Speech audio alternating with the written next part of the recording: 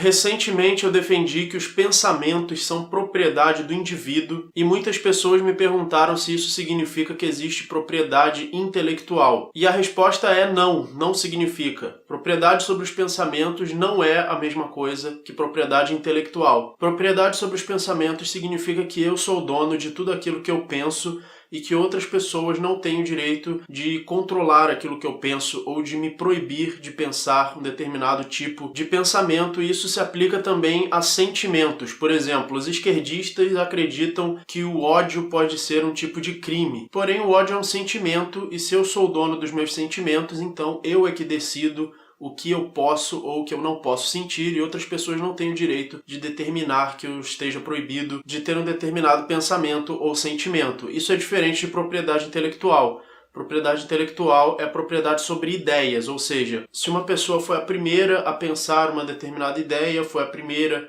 a pensar de uma determinada forma, eu estaria proibido de copiar aquela ideia. Qual a diferença entre pensamento e ideia nesse caso? A diferença é que o pensamento é um evento mental que acontece na minha mente, que é um meio escasso que eu posso usar para alcançar meus fins.